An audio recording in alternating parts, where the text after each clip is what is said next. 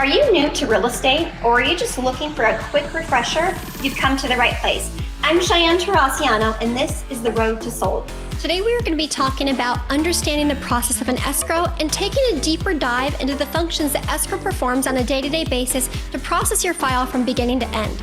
Escrow is a neutral third party, so they're a neutral intermediary that's tasked with the protection of handling all the funds that are going in and out of escrow during a real estate transaction.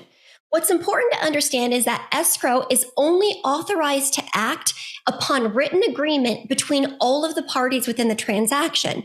So regardless of whether or not you're representing the buyer or whether you're representing the seller, it's important to understand that if your buyer wants something specific to happen within a transaction, they may not get escrow to be able to do that for them without the written authorization from the seller on the opposing side.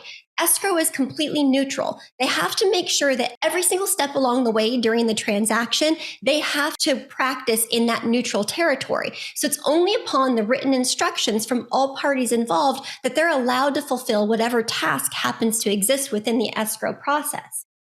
So they are tasked with the obligation to manage funds neutrally and securely for all the parties all the way throughout the end of the transaction. You can think about an escrow company as basically the bank that's involved with the transaction. They're responsible for tracking all the money that's coming into escrow and all the money that needs to go out of escrow. So anything that's going to happen during your real estate transaction, if it's going to involve some sort of monetary amount that's going to be handled during the actual transaction, that's going to be handled through escrow.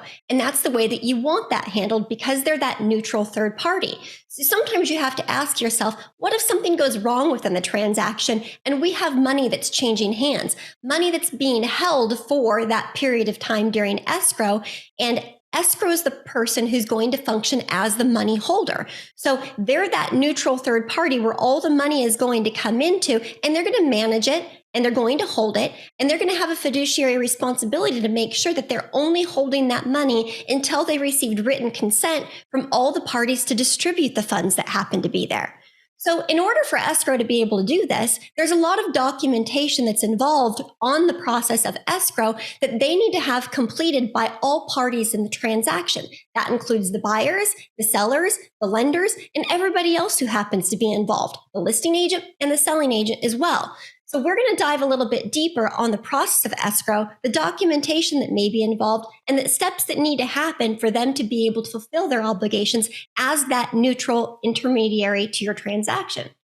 Now, if no approval is reached, so let's say they have money that's held within the account and they're doing their jobs, if they don't have any sort of a written confirmation from any party that happens to be involved in the transaction, they can't act. So they have to freeze until they do receive some sort of written authorization from all the parties to be able to take any and every step throughout the escrow process. So it's important to understand their neutrality. They don't work for the buyer. They don't work for the seller. They purely work in that neutral position. They're working for all, okay? So how do you fit into this escrow process as the real estate agent working with your clients? Well, you're their guide throughout this entire process. And you're not just the guide for your buyers or your sellers. I want you to think of yourself as a little bit more of a babysitter to the transaction. Once you have a fully executed contract and yay, everybody's excited, you have a buyer who's super pumped to be able to be buying this house. The sellers are very happy at the beginning of the transaction. Everybody wants to get this process started. But what's going to happen, you see, as you move along through your transaction is that regardless of your best expectations for every single person in your transaction to get their tasks done in a timely manner, is it doesn't always work that way. So once you have a fully executed contract, we step away from being the agent who's just showing properties and trying to get under contract and negotiating that contract into becoming a bit of a babysitter in the transaction. So now, once you have a fully executed contract and you're ready to start opening escrow, it's our job to be a facilitator of this contract. So we are going to step in and we're going to assist escrow. We're going to assist title. We're going to assist the lender in making sure all of these things come together. And the way that I liken this period of the process and this period of the transaction is kind of like doing a braid. So you're going to constantly fold in all of the different items that happen to exist during the transaction and make sure that it's nice and tight and we don't skip anything. And we're trying to make a seamless braid with no errors coming into the transaction. So at the beginning of escrow, what we're going to try to do is we're going to try to connect all of these different things together and make sure that everybody's on the same page and everybody has all the information that they need to get started working on their job. So once the beginning of the transaction happens, we are going to pull all of these people who are involved into our transaction into one nice little email or two nice little emails at the beginning so that everybody has all of the information to get started processing right away, as quickly and efficiently as we possibly can. So as soon as you have your fully executed contract, what I suggest is you're going to type up an email to escrow. Regardless whether or not you're the listing agent or you're the selling agent, I still think you should take an opportunity to make sure that you're doing this. So one of the questions that I get a lot from newer agents is, whose responsibility is it to open escrow? Whose responsibility is it to get them the contract and all the documentation that they need to get this process started?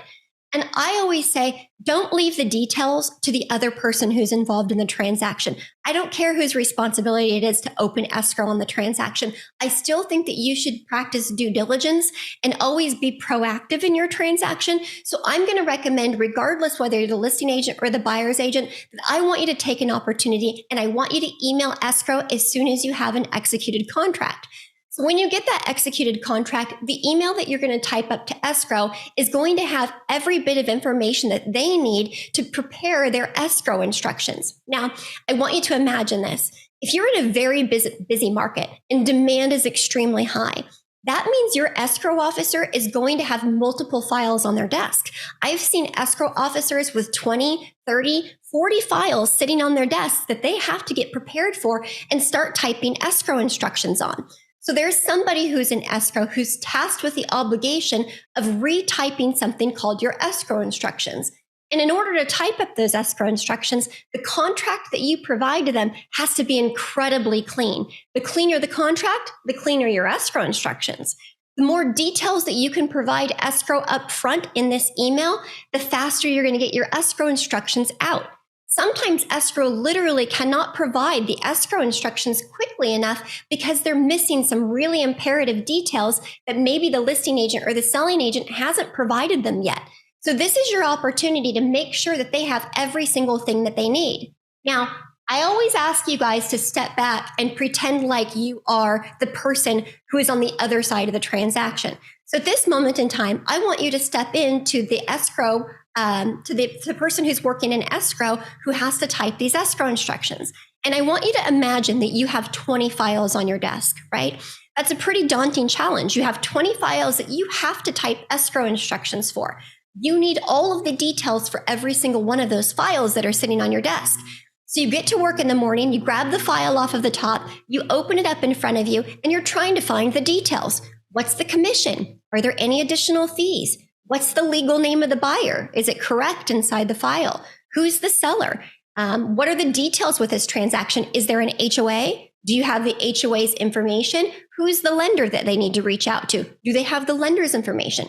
So if they open up that very first file and they're there and they're bright and early in the morning, they've got their coffee ready and they start getting ready to process file number 1 that's right on top, and they open it up and they're missing details. They don't know who the lender is. They don't know what the commission is. They are missing something, maybe an APN number. Maybe something's not quite right when they first got all of the details on that transaction. So they look at it and they're like, oh, well, I need to get this file done. But instead of being able to type up escrow instructions, I have to send a follow-up email to maybe the listing agent or to the buyer's agent. I need to have the seller and the buyer's contact information. Maybe they don't have that. So they have to send an email to one of the agents to say, hey, I need you to provide me with XYZ in order to type your escrow instructions. When they're done sending that email, they're going to take your file and they're going to put it all the way on the very bottom of the stack because they can't perform your escrow instructions yet because they're missing details. Then they grab file number 2.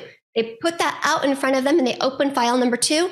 And guess what? Maybe that file is beautiful. They have every bit of information that they possibly need to be able to process those escrow instructions. They're super happy. They're pumped. They start typing their escrow instructions. Now, your escrow instructions literally only take between 15 minutes and 30 minutes to type up.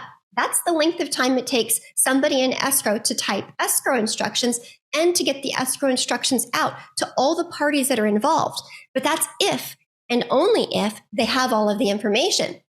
Now, escrow, whether or not it takes them 15 minutes or 30 minutes is clearly dependent upon whether the escrow officer is an extremely fast typer, maybe, and they've been doing this for a long time. But the maximum amount of time should be 30 minutes for them to process out an escrow.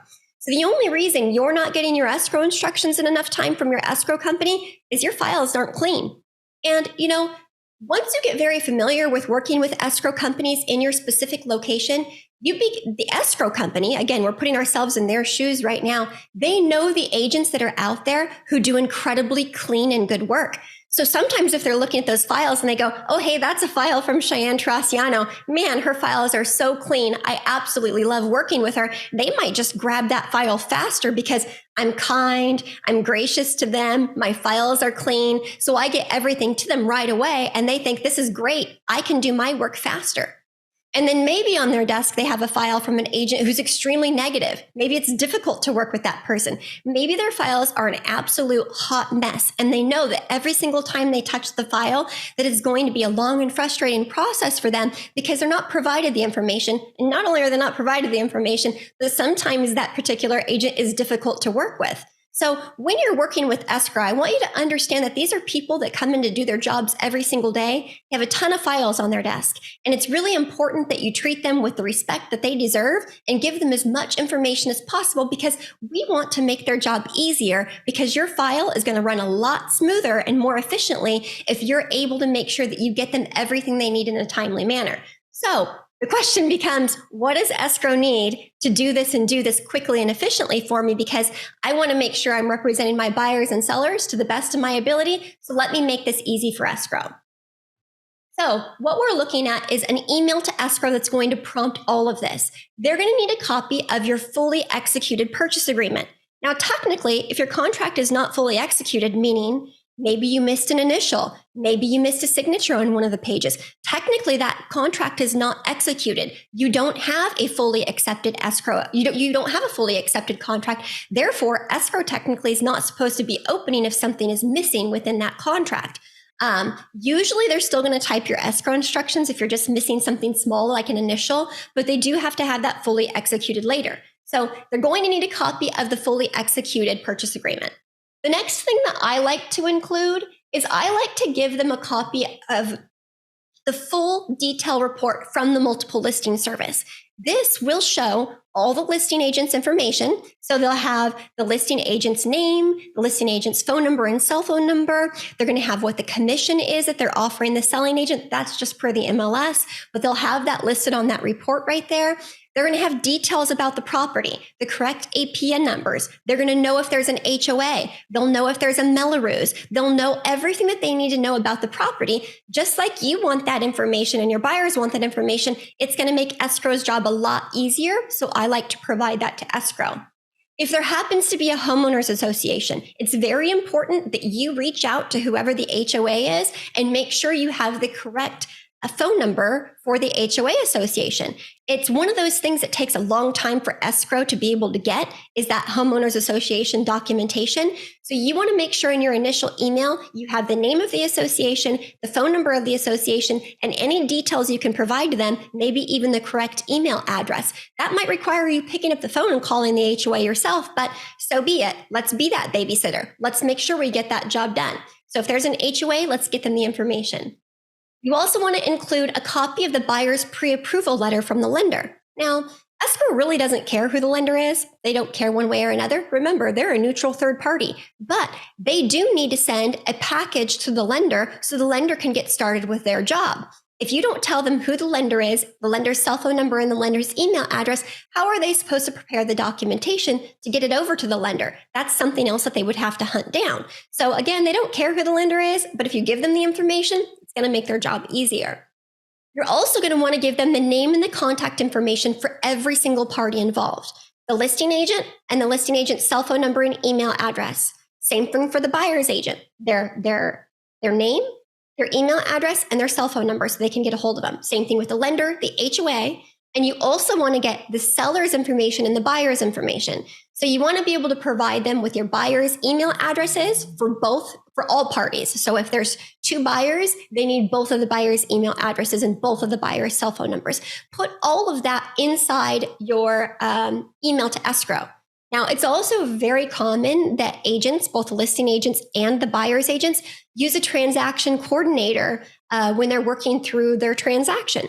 If you're using a transaction coordinator, you immediately want to start CCing the transaction coordinator on these emails, and you want to provide that contact information for escrow. Because the transaction coordinator that's involved in your transaction for you guys is going to assist you with all of this paperwork along the way. So looping them in from the very beginning is super important. So I would include your TC in this email as well.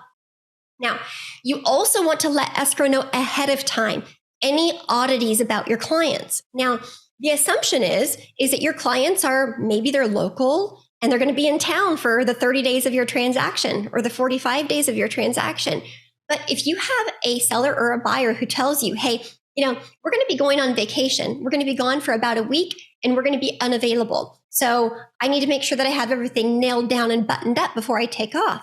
You need to tell escrow that, because they need to make sure that they're getting the documentation to the buyers or the sellers prior to them leaving an area where they may or may not have service and be available to respond to escrow's needs throughout the transaction.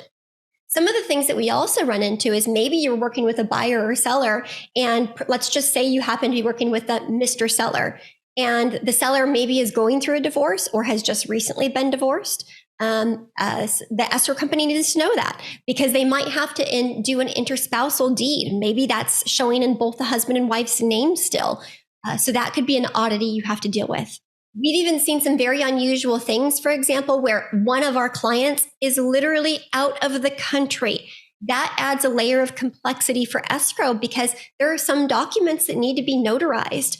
And there may be some documents where they still need an inked signature.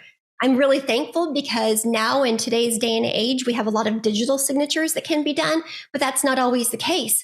Now, you as the agent have been working with your clients for probably over 30 days, maybe longer than that. So you already know some of these idiosyncrasies that may or may not impact escrow's job. But I would take this opportunity to put it in an email, say, hey, I'm not sure if you need to know this or not, but here's some information about my client. You also might want to be careful with any potential liens that you're aware of. You probably aren't aware of any liens, but maybe there are some child support issues, or maybe they bring up something that might be a potential issue. You want to start researching those things as quickly as possible. So whatever you know, tell escrow ahead of time. Maybe they can assist you with this process. Lastly, you want to also let them know if you have something that is a little bit different about your commission. One, escrow has no idea how much you're making on this transaction. Are you the listing agent and you're getting 1%? Are you getting 3%? Are you the listing agent and you're getting 3% plus you're charging the TC fee on top of the 3%?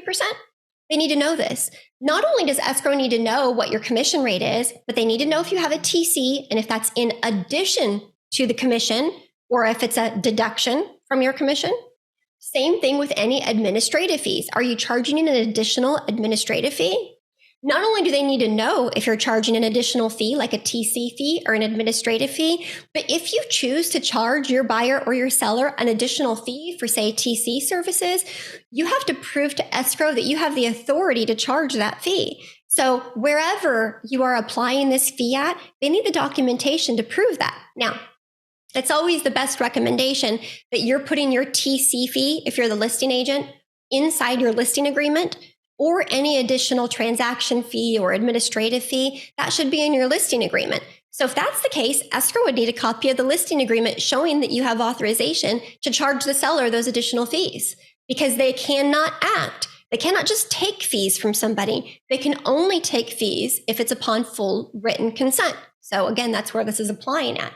Now, if you are a buyer's agent and you're charging an additional commission on top of what is in the MLS, they also need your documentation. That's probably going to be pulled in on a commission agreement. In the state of California, the acronym for your commission agreement is just a CA when you're inside of the car forms. So that's where you would pull that up at, and you would include that in the email to them. You know, I see a lot of agents get a little frustrated with escrow towards the end of the transaction, and they think, wow, you missed my fee. You didn't have my TC fee in there. You didn't have my admin fee in there. Or why is this delayed? Or why is this incorrect?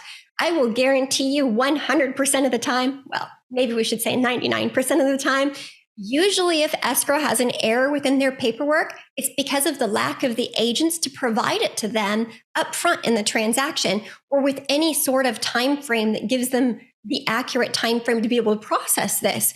A lot of times as agents, we are a little bit delayed to making sure that things happen. And we try to send everything to them like 2 or 3 days prior to closing. That is not the right time to make changes in escrow. You do it up front. You do it as soon as you find out about it. And that's something we'll talk about and dive into a little bit later as we go through escrow. You will find that if you prepare an initial email that includes all of this information, you are going to have a much easier time to be able to get through this transaction seamlessly. Okay, so next up, you are going to be emailing the lender. Now, when you email the lender, the reason why you're doing this is, again, you're braiding in all the people into your transaction. Again, you're being a babysitter. So a lot of people will say, why do I have to double check with the lender? Why do I have to send all these emails to the escrow? Am I doing their job for them? Well, you know what? If you are going to be a successful agent and you want smooth transactions with less headaches, the more proactive you are in your transaction, the better your transaction will go for you and for your clients. So this is us babysitting the transaction. And I know we don't want to feel like we have to do all this type of stuff, but if you do your due diligence and do these things, you're going to have a better transaction. So I also am going to email the lender. I'll say, hey, Mike, I'm super excited to be opening our transaction together for the Miller family. Please be sure to keep me up to date on how the process is moving along. And let me know if there's anything that I can do to assist you along the way. Attached, you're going to find a copy of your fully executed purchase agreement, a copy of the MLS detail page, so you have all of the details you need regarding the home. I would like to get the appraisal ordered as quickly as possible. Please let me know as soon as you have ordered it so I can be sure to stay on top of the file. Now, the reason I'm prompting this email is, one, that lender needs the fully executed contract ASAP. They need it immediately so that they can get their disclosures out as well. They have tasks that they have to accomplish. Next, the important part about emailing the lender is I'm kind of putting them on notice. Like, hey, I'm that agent who's going to be writing you this entire transaction to make sure you're doing your job in a timely manner. Because I'm telling them, I want them to tell me when they ordered the appraisal. I want to know the day that they push submit on ordering that appraisal because they know that I'm on top of my file. So this is kind of setting the tone for the transaction, and it's also helping assist that lender to get their jobs done as well. So I just think that this is a great thing to do at the beginning of the transaction also. Okay, so now that you have delivered the fully executed purchase contract to escrow and to the lender, we are going to be starting the escrow process. What escrow is going to do is they're going to be extracting all of that data from your purchase agreement, and then they're going to type up your escrow instructions. They're going to order the preliminary title report. They're going to get out all of these packages, and they're going to be getting your earnest money deposit in. They're going to prepare that package, and they're going to deliver it to every single party who's involved in the transaction. So there's going to be a package that goes out to the listing agent, the selling agent, to both the buyers and the sellers, and to the lender. So they have 5 different packages that they're going to send out initially. So that's escrow's very first step, is they take in the information and they distribute it out. They have 5 lines of things going out. So they have all of this information out, and then they go through a period of time where they have to compile all that information back into one transaction. So you have the tasks going out and the tasks coming back in. And although there's 5 different parties that they're sending that out to, they're going to bring all of that back into one cohesive file. So that's the package that they're going to be sending out initially. So each package has required documentation that needs to be completed for escrow to be able to process the file. These packages do not mirror each other. They're not the exact same packages. They're sending commission instructions to agents, NHDs to agents, but to the sellers and the buyers, they need different stuff from them. From the buyers, they need to know the vesting. From the sellers, they need a copy of the grant deed. So each and every one of these packages and information are completely different. And we'll go through what some of the documentation is together on a future video. I'll make sure that I provide you the links for that so that you can understand every single form that exists within the escrow process. So all of that goes out to all of these parties. Now, what are the timelines that are involved to be able to bring this information back into escrow? Because escrow cannot do their job without this information returned to them. So you might think because you have your escrow instructions and you have that preliminary package that came from escrow, that escrow is currently working on stuff. They're doing their job in escrow. That is not actually the case. Escrow cannot do very much without those packages being returned to them. That's the key. It's not receiving your escrow instructions. It's the escrow company getting all of this documentation returned to them.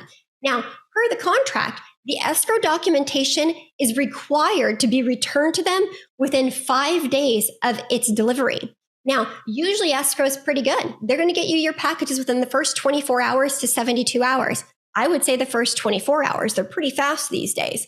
Now, once you receive that, and once your buyers receive that and the sellers receive that, each party has only 5 days to get those things returned to them. So we want to make sure that as soon as they get these packages, that you're staying on top of your client to say, hey, I believe you received your package from escrow today.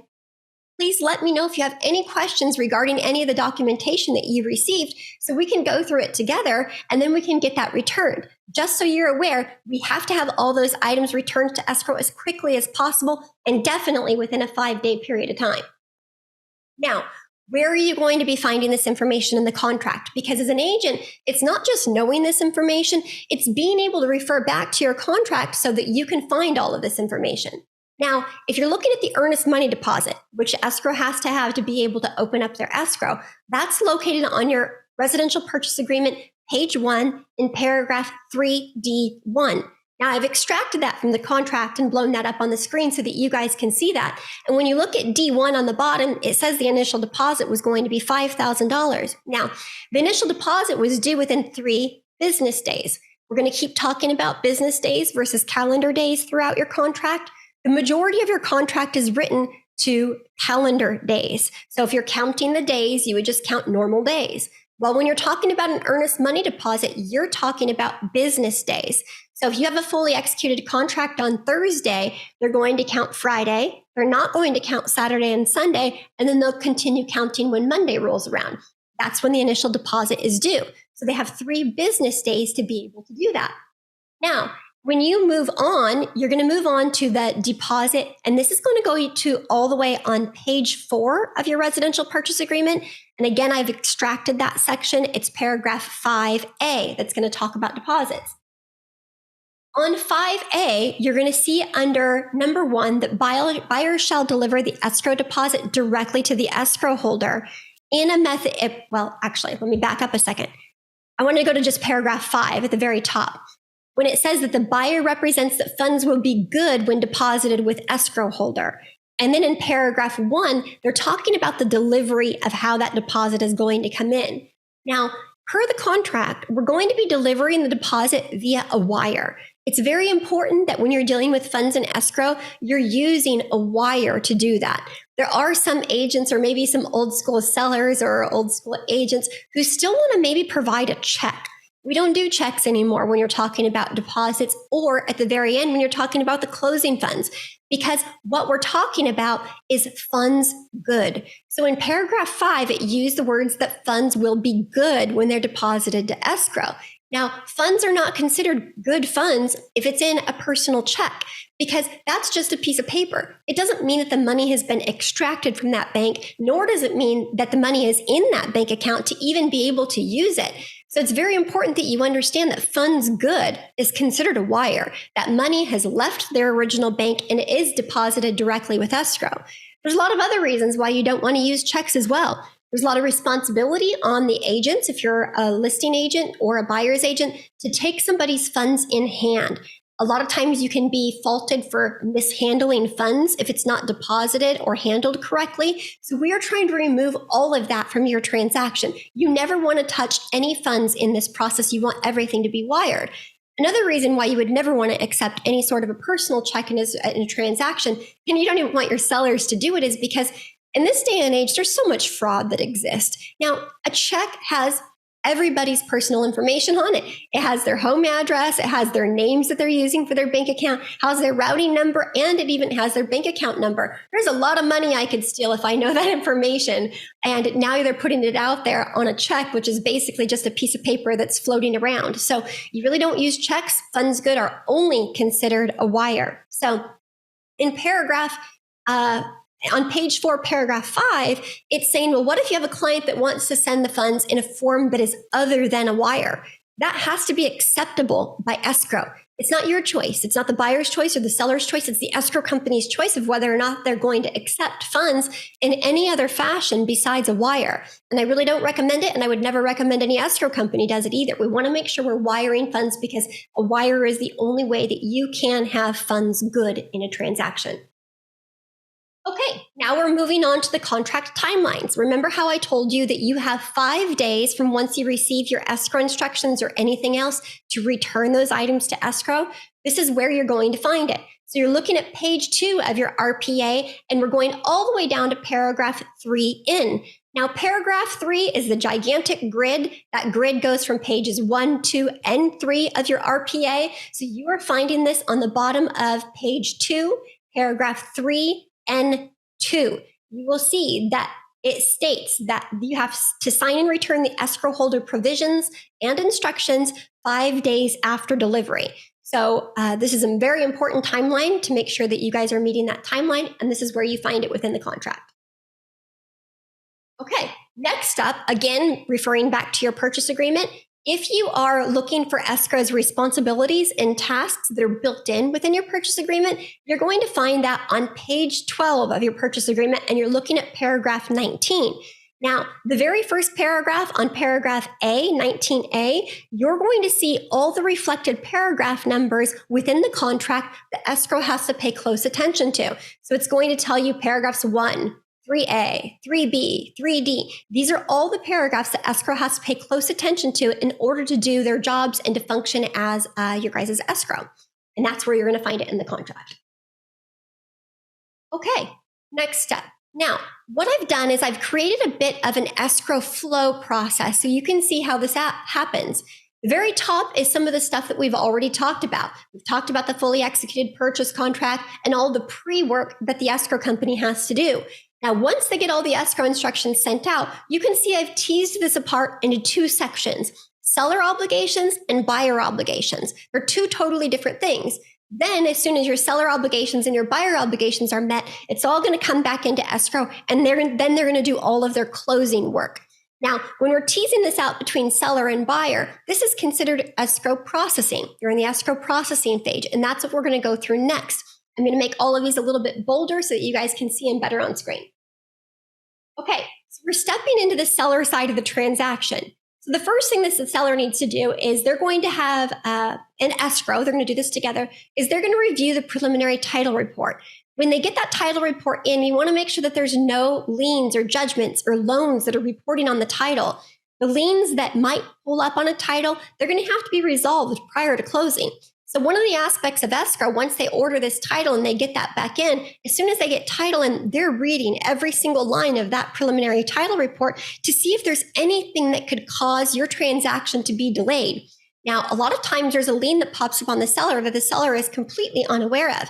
Some liens can be judgments, liens, mechanics liens. They could be child support liens. So maybe they did construction at their house and maybe there was a lien filed on the property. Maybe they have a child support lien because they haven't been paying their child support. There could be something that pops up on that prelim that is now attached to the title of the property that needs to be resolved prior to closing escrow. So it's important that escrow is going to be reviewing the preliminary title report, but it's also important that you guys as the listing agent and the buyer's agent are going to review the preliminary title report to see if there's anything on there that you think is a big deal for your clients, whether you're working with the buyer or the seller. So reviewing the preliminary title report on the seller side is primarily looking for liens that can affect the sell and impact their closing on their end. And I have seen your preliminary title report completely cancel a transaction because there's such a large lien that the seller literally cannot clear or handle while they're in escrow. So getting that title report quickly and reviewing it quickly is very important for all the parties that are involved. Now, the next step is they're going to be looking at different loans that are on the seller's property. The sellers usually have a first trust deed, and that first trust deed will be paid off through the closing of escrow. But sometimes there's other stuff that's a little unusual. If you're going through an escrow and maybe you had a client that did a forbearance, or maybe they did some sort of a modification to their loan, or maybe they have a second on the property that they thought was paid off, but it wasn't paid off. There's a lot of things that can happen within their loans. So it's important that the escrow company is going to get a copy of maybe their loan number and their information from the loan information sheet. and then they're going to order something called a demand as soon as they get that back.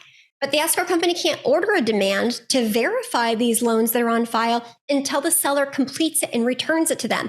Escrow has no idea anything about their loan information. So it's important that they have that information back from the seller so that way they'll be able to order those demands as quickly as possible.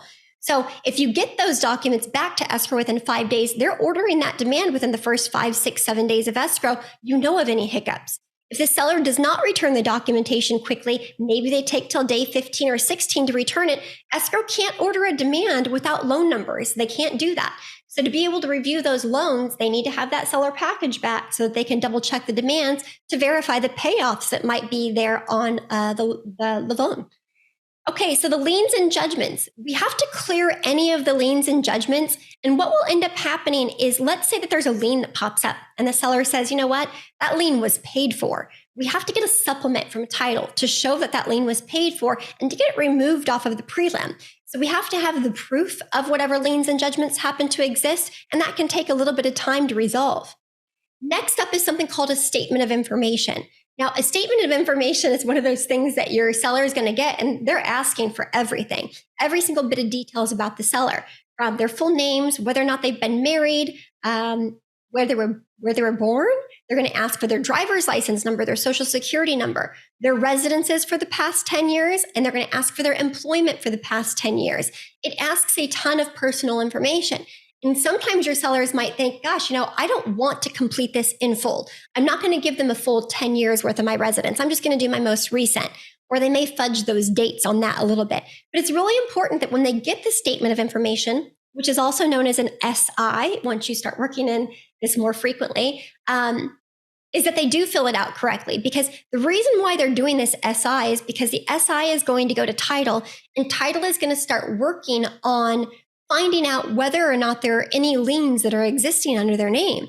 And it still sounds like it's kind of a negative thing. But again, I want you to step into title shoes or escrow shoes and say, okay, maybe you have a buyer who has a name that's pretty common. Maybe you're working with a John Smith, right? If you're working with a John Smith, imagine how many John Smiths might exist in the United States. So when you go to run a search on the name for John Smith, you're going to come up with tons of child support liens, tons of mechanics liens, tons of judgments, because John Smith is a very common name. So then what their job is title has to start excluding the John Smiths that are not our John Smith. And the only way to do that is through their history of residences. It's going to say, well, this John Smith that has a $100,000 child support lien, he lived in Florida for the past 10 years. So clearly that's not my John Smith. My John Smith lives in California. So I can exclude that John Smith. And they're also going to do that via your social security number, your driver's license number, and your employment. So it's not because they're searching to find liens in your particular seller's name. They're almost looking to exclude liens that don't belong to your client. So it fulfills both of those obligations. So it's important to be as clear as possible when you're filling out this SI, because this is how title is searching all of those liens and eliminating them from your particular seller in the transaction. Next up is HOA. If your file is in HOA, the seller can provide HOA documents to the escrow company to make this go a little bit quickly and efficiently. And maybe they even have to help and step in and go to the HOA themselves. Sometimes they'll ask for payment directly from the seller to be able to get the escrow documentation released even quicker. We've seen HOA companies charging as much as $300 to get these processed in a quick and efficient manner. And it takes them a long time to process documentation. So escrow is going to ask about HOA. They're going to ask the seller for all the HOA information, and they'll reach out to the seller if there's any challenges for getting the HOA information to see if the seller can get involved and assist with this process. All right, so that is seller side. Now, on the buyer side, the escrow company is going to be communicating with the lender to make sure that the lender has everything that they need to process their files, and vice versa. The lender is going to need some of the information from escrow as well so that they can process their files. They want to make sure that escrow and your lender is working hand to hand together to get this closed in a very smooth time frame, especially as you start reaching the end of escrow. Because you want to make sure that your loan documents are coming in time, and that open line of communication is very important. The escrow company is going to be working with the lender very closely during this process. The buyer also has to have a statement of information because there are some things that might pop up against the buyer's name and social security number that also needs to be cleared up prior to them being able to purchase the house. So there could be issues that pop up on an SI for your buyer as well. Same thing for liens and judgments. There might be things that the buyer has on their name that needs to be cleared as far as liens and judgments goes as well. One of the important aspects for the buyer is to consider their vesting. Now, when it comes to how a buyer is going to take title beyond what their name is going to be on title, we as agents cannot get involved in this. We can't tell them whether or not it's better for them to take title as joint tenants or community property. That has nothing to do with us. See, we're just the real estate agents that are involved in this, but Escrow is going to send them out a vesting form, and it's going to say, hey, Mr. and Mrs. Buyer, how do you want to take title? How do you want to vest on title? And there are some tax implications for how they take title, especially if something happens to one of your clients. What if one of them passes away? How will title be transferred from one party to another? If they have questions on vesting, there's great vesting worksheets that they can get online to review vesting online. If they have deeper questions than that, maybe they want to actually talk to an attorney as well. Maybe they need to discuss this a little bit more in full. They can ask their escrow officers, but even escrow officers are not supposed to provide guidance on how somebody should take title because they're not an attorney either, nor are they tax advisors. They're neutral intermediaries. So the vesting is pretty important, and we're going to want to make sure that the buyers take their time in completing that and considering which one is best for their unique situation. So that will go out with the buyer's escrow package as well. Next up, and this is becoming a very big one, is insurance information. Now, it used to be insurance information. The buyers would take their time in obtaining insurance quotes. So we were seeing insurance quotes coming in usually during the middle of a transaction, day 15 to 20.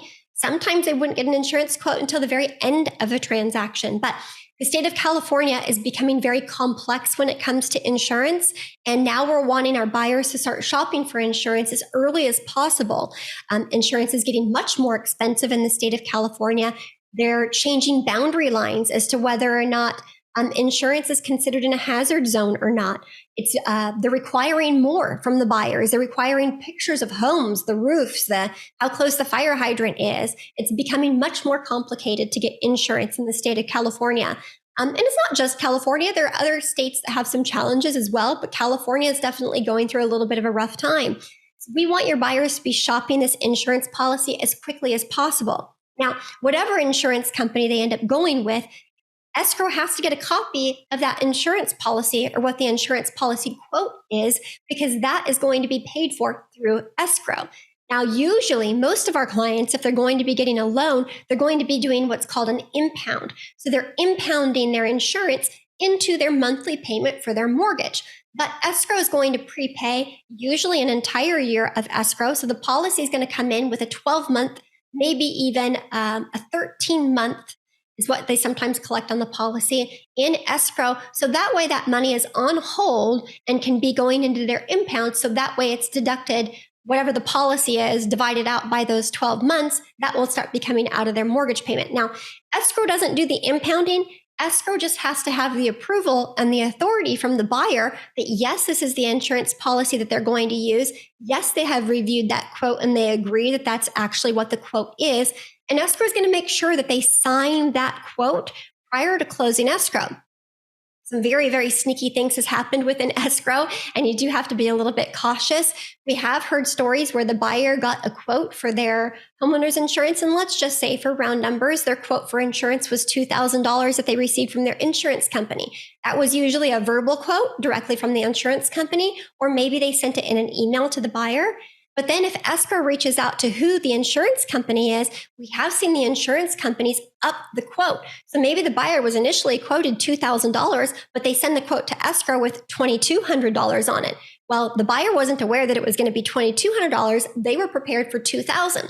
So what escrow does is they're going to take a copy of that quote that they have from the insurance company, and they usually put an approved stamp right on the front of it. And they say, okay, Mr. Buyer, I want you to approve that this is the quote that you received, because now escrow has the authority to debit it from the buyer's account when they get to that period of time.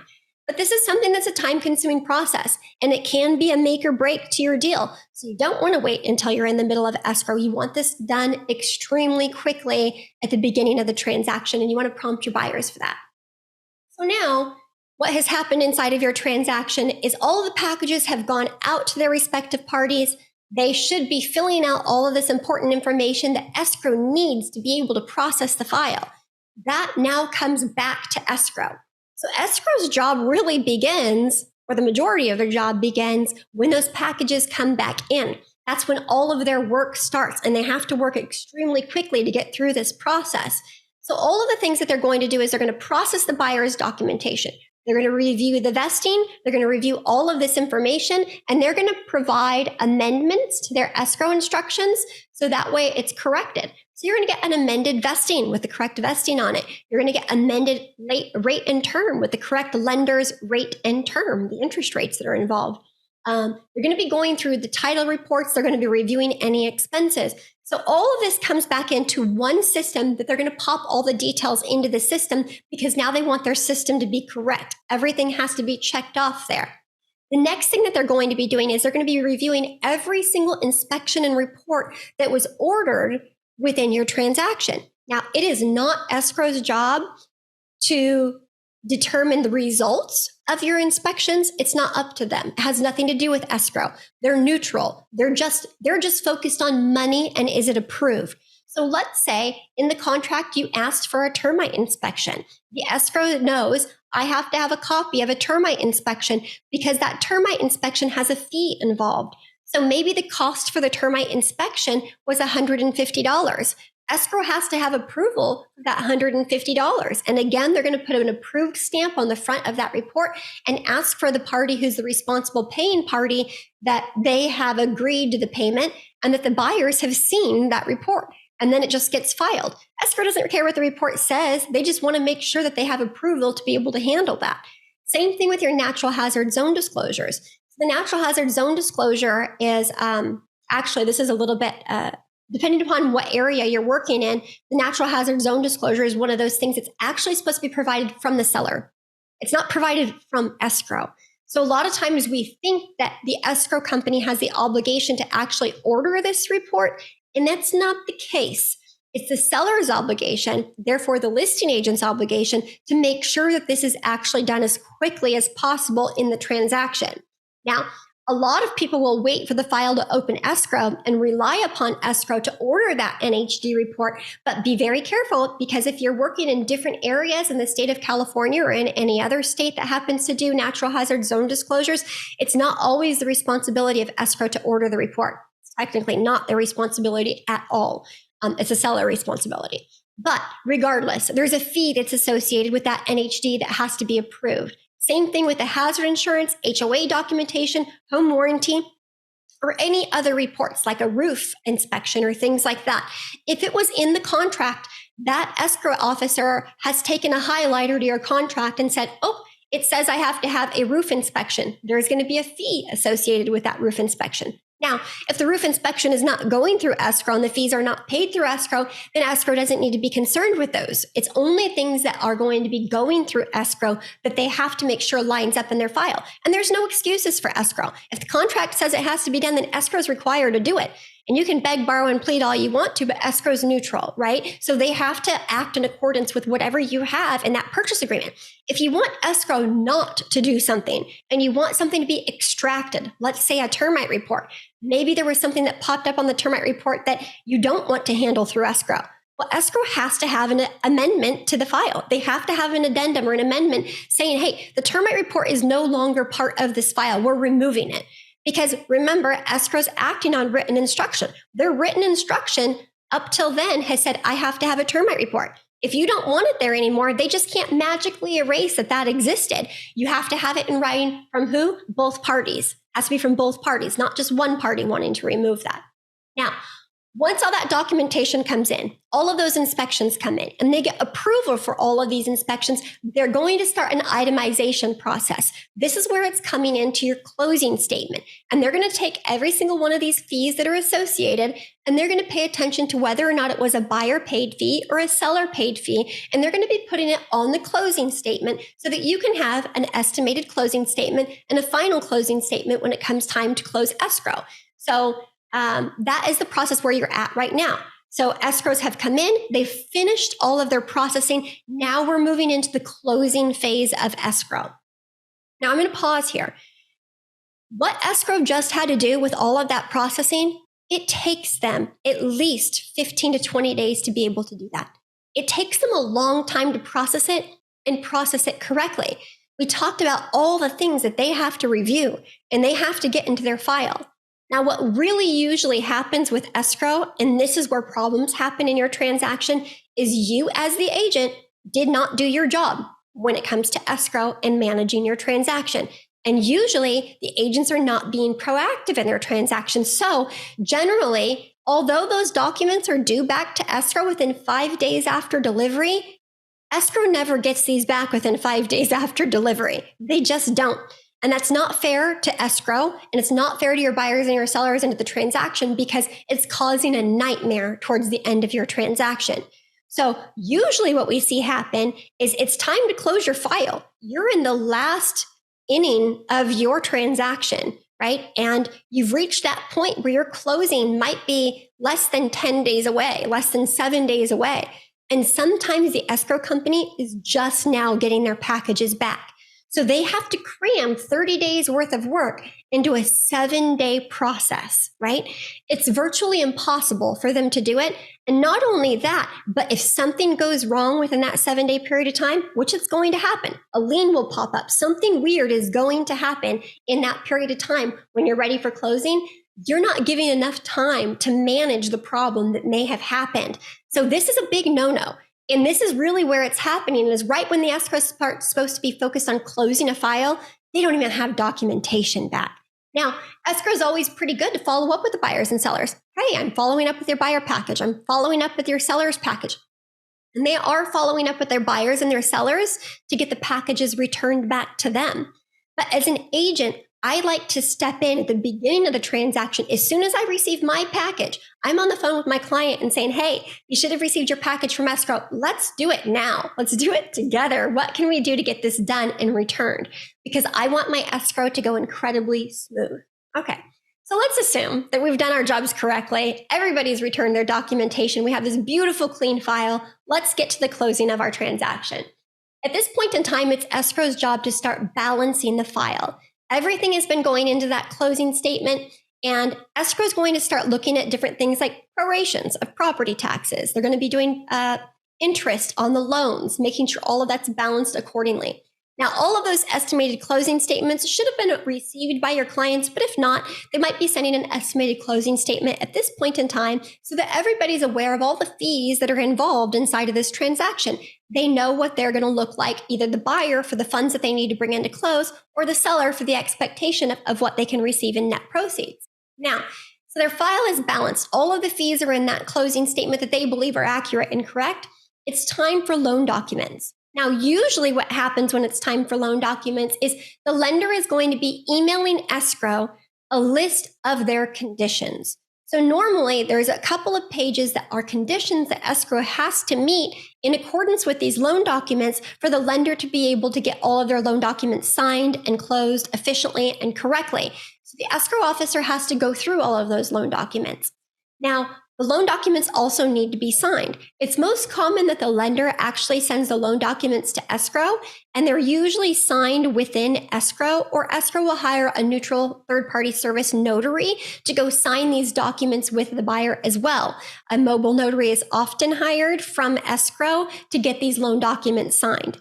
It is possible that your lender may try to hire the mobile notary. I do use caution when you hire a mobile notary directly from the lender because, like I said, escrow has things that the lender needs. They have a whole bunch of final documentation themselves. Those termite reports need signed. The homeowner's insurance needs signed. So they probably have a list of 3 or 4 pieces of information that's required to be signed by all the parties that are involved in the transaction. And they do that normally during this loan document phase. So if the lender is the person who's going to be doing the loan documents and they hire that third-party mobile notary, they may not have those documents from escrow that escrow needs signed. So what escrow likes to see is the loan documents go to escrow. Escrow is going to layer on the documents that they need signed during this process as well. Then they hire the mobile notary with all of the documents included to get those documents signed. So once the escrow company receives your loan documents, they package it up, they call the mobile notary. Usually the mobile notary is going to be signing with the buyer that evening when your buyers get off work. If the buyers can't meet up that day, it might even fall to the next day, which is a little bit more risky because we're moving days forward in your close of escrow date. So from the point in time you get loan documents to the mobile notary going out and signing the loan documents with these buyers, then being sent back to escrow, there's some time delay. Then once escrow gets the loan documents back, they have to package them. So they're going to split apart that loan document package into multiple different packages and send those packages to the parties that need them.